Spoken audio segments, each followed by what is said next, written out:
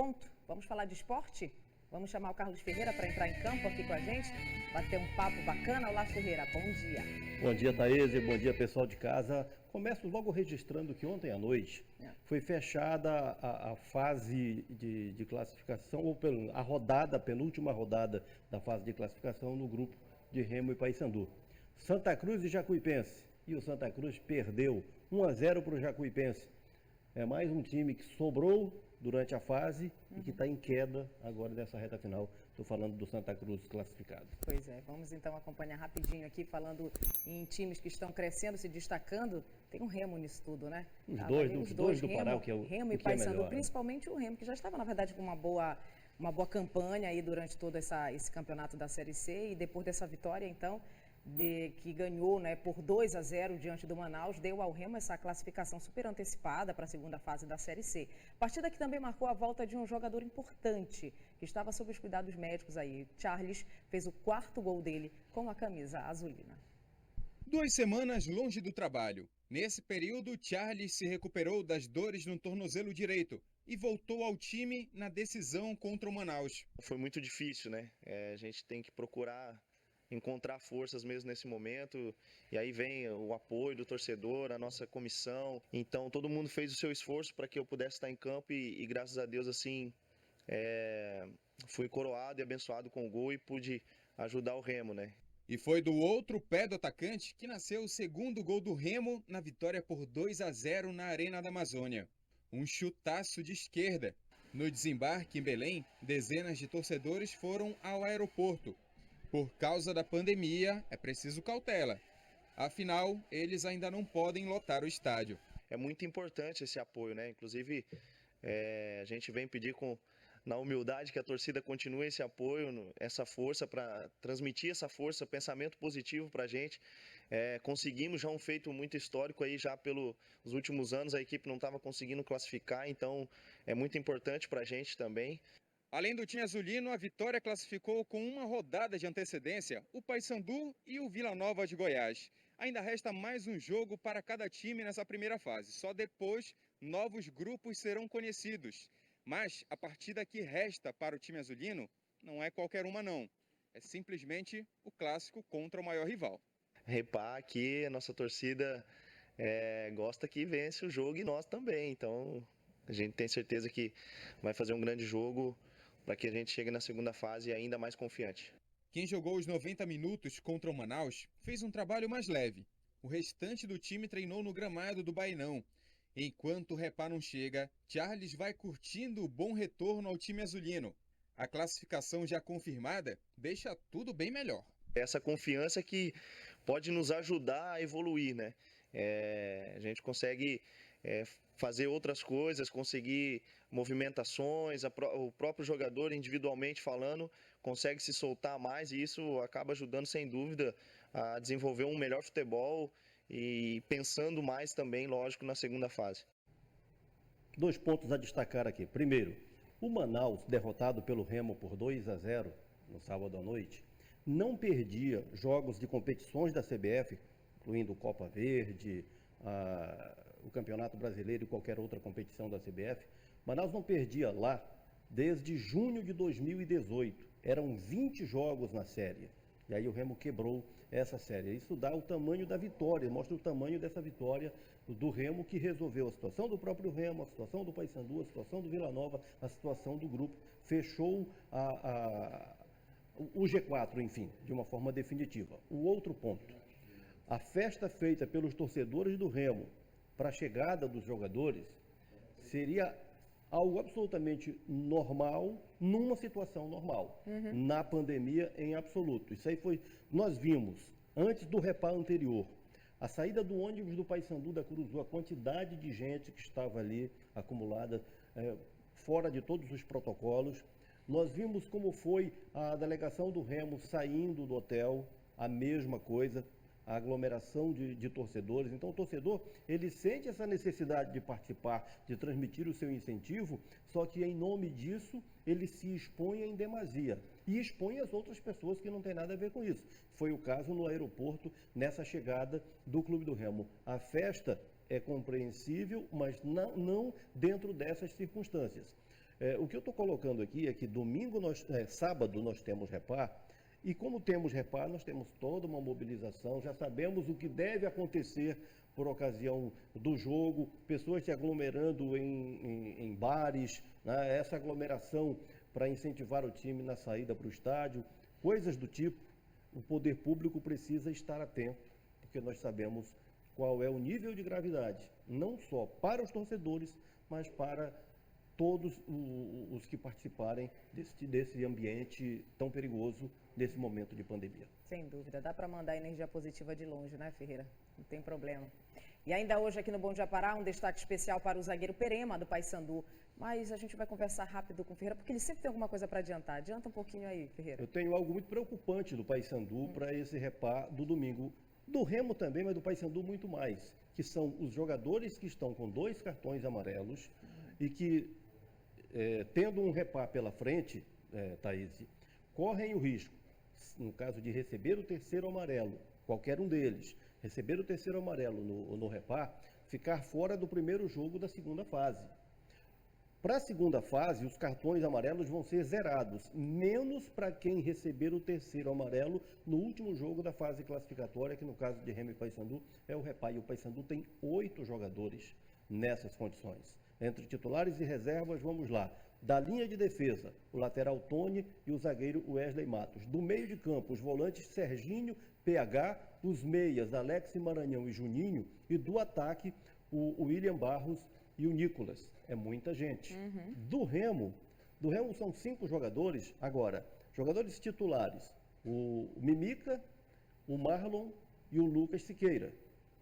Além deles, o Wallace, né? E aí há um outro que eu estou tentando lembrar aqui, desses jogadores do Remo, desses 5 jogadores do Remo que estão nessas condições. O Fredson estava com 2 amarelos e no banco de reservas recebeu o 3º lá em Manaus, está fora do Repar. Então a circunstância é essa. Quem jogar o Repar, se receber o 3º amarelo, não joga a primeira partida da segunda fase. E aí os técnicos vão tomar a decisão. Colocam esses jogadores, em se tratando de um Repar, colocam esses jogadores em campo ou evitam para garantir a presença deles no que realmente vai valer, que é a segunda fase. Quando eu digo é o que vai valer 3 pontos. Porque no Repar, os 3 pontos já não estão fazendo grande diferença, a não ser para definir posicionamentos e adversários na próxima fase, né? Mas não é jogo tão decisivo, contudo, é Repar. E o Repar é sempre uma decisão moral, né? É o tipo do jogo que arruma e desarruma a casa. E eles sabem disso. O Repar tem importância em qualquer circunstância. Então, digamos assim, que é um grande dilema, tanto para o Bonamigo no Remo, como para o João Brigatti no Paysandu. Verdade, vamos bater cabeça bastante aí, até essa próxima partida.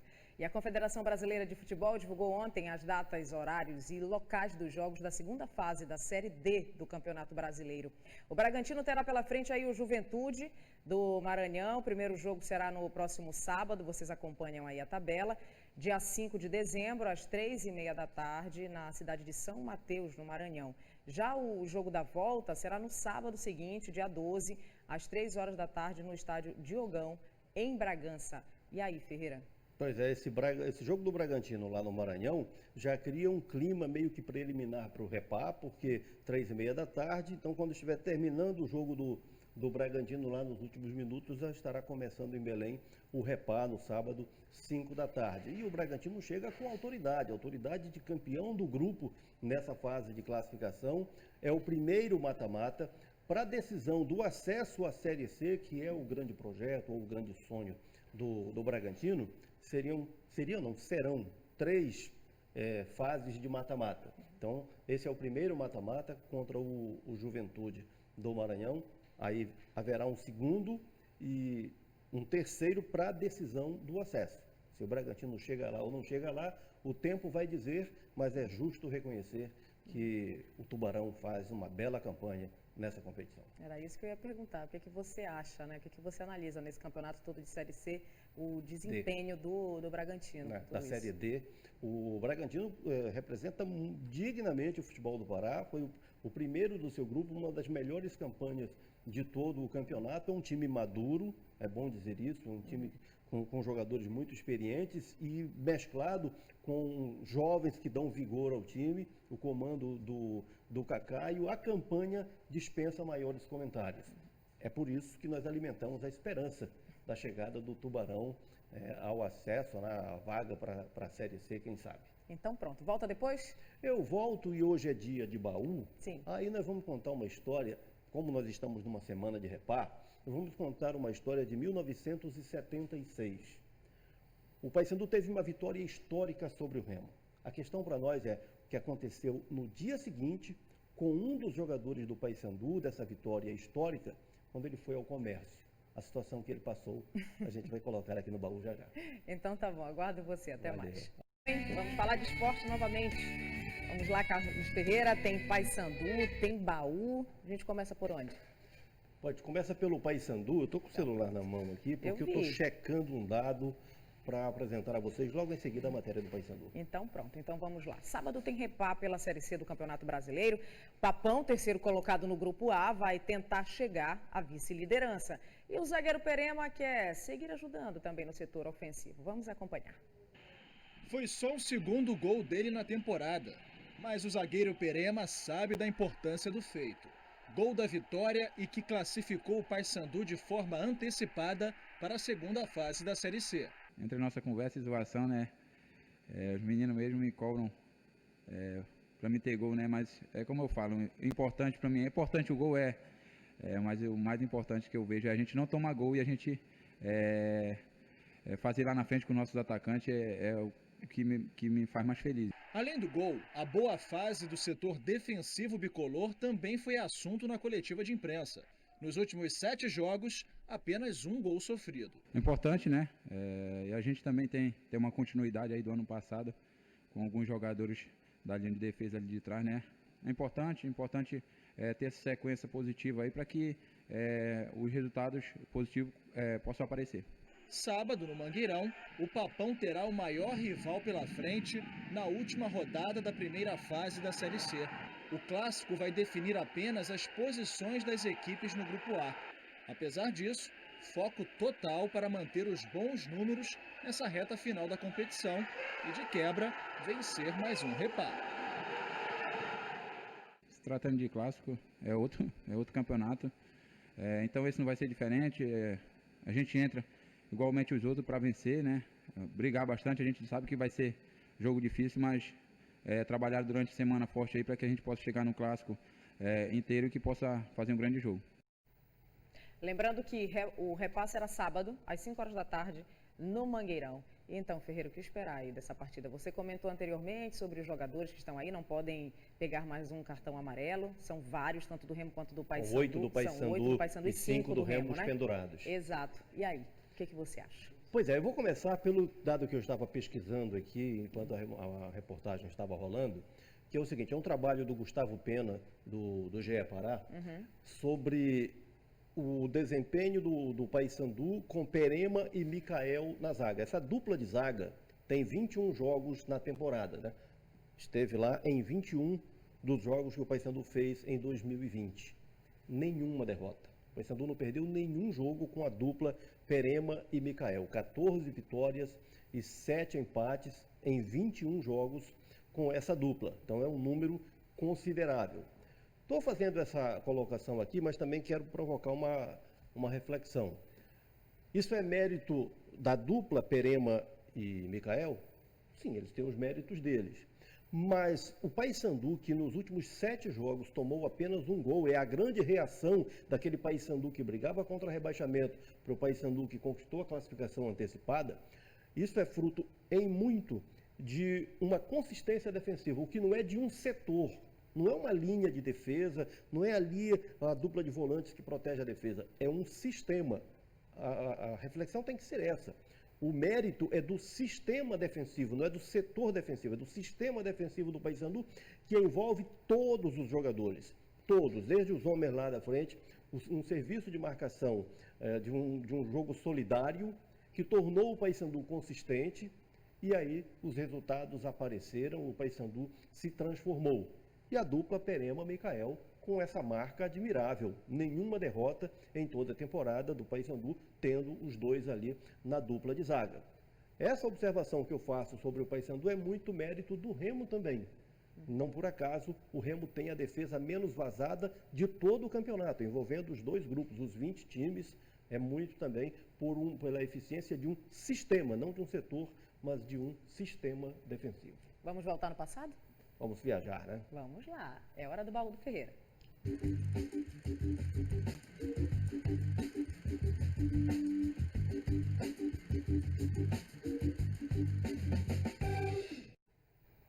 Nossa viagem é de 44 anos, nós vamos a 1976.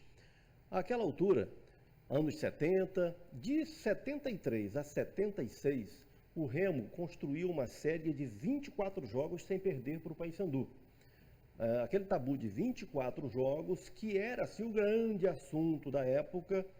Quando o tabu foi quebrado, aí veio o fato que é a essência do nosso tabu de hoje. Mas vamos mostrar aqui alguns registros dessa história aqui. Repá, lá dos anos 70, daquele período de 73 a 76, alguns momentos de duelos entre Remo e Paysandu, como vai ocorrer no próximo sábado, novamente Leão e Papão. Veja aqui embaixo o tabu. Veja todos os jogos, a questão do tabu. E no primeiro Repá de 76, que o Remo ganhou de 1-0, o tabu foi mantido. No jogo seguinte, o tabu caiu. Aqui é toda a relação de jogos, tudo isso são registros da revista Gol, uma revista periódica da época. Então, com esse tabu construído pelo Remo e toda aquela expectativa pela quebra do tabu, eis que o Paysandu aplicou 3-1 no Remo no Baenão. E aí, quebrou o tabu.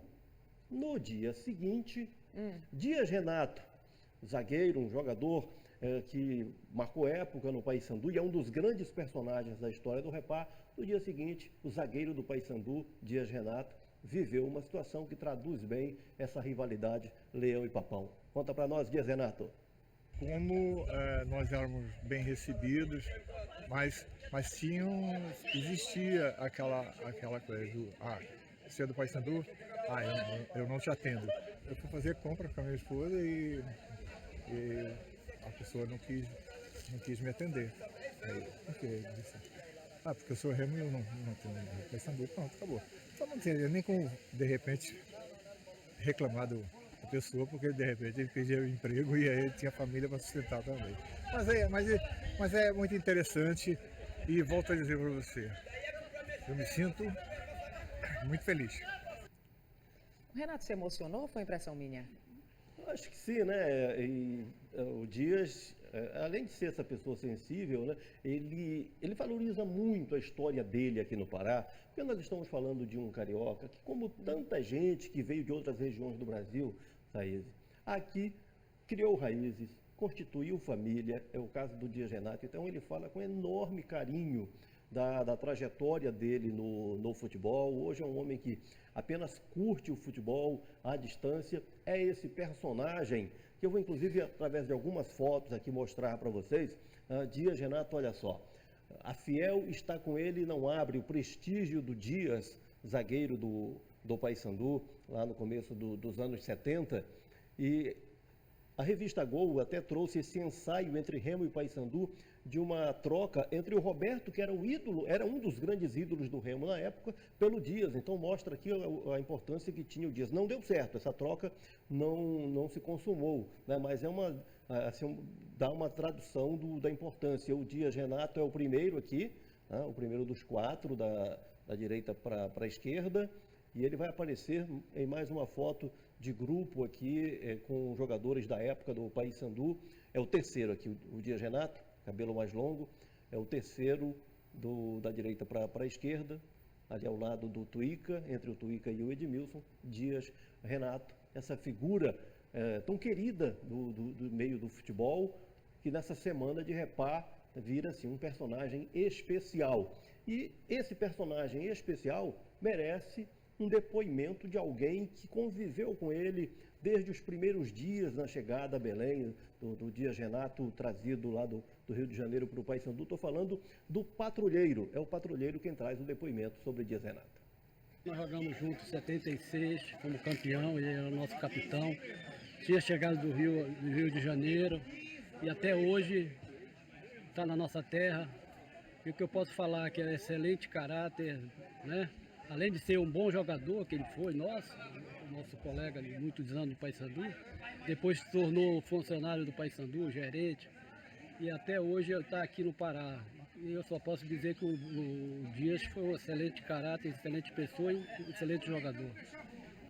Aí a nossa homenagem ao Dias Renato, nesse depoimento do patrulheiro, Thaís. Patrulheiro que é o Augusto Pires, que virou patrulheiro, adivinha por responsabilidade de quem? Do Dias, Renato. Ivo Amaral. Ivo Amaral. Ivo Amaral. Pelo seguinte, o patrulheiro, na época de um personagem da televisão, o patrulheiro rodoviário, que era sucesso na época, né, então tinha o uniforme do patrulheiro rodoviário e o patrulheiro, de repente, começou a usar com muita frequência uma roupa que lembrava a roupa do patrulheiro rodoviário. Aí o Ivo Amaral apelidou o Augusto de patrulheiro. É como se o Augusto não existisse mais, as pessoas só conhecem por patrulheiro. E o Ivo Amaral assina essa identidade do Augusto. Como sempre, né? Ele criando, tendo essas criatividades aí para colocar. Peraltices. Exatamente. Vamos fechar o baú, então? Tá fechado. Só volta na semana que vem esse baú? Só na próxima terça. Então pronto, mas amanhã você vem para a gente conversar sobre esse campeonato da Série C, né? Eu que não venha. Exatamente, já sabe. Valeu. Tchau, Ferreira.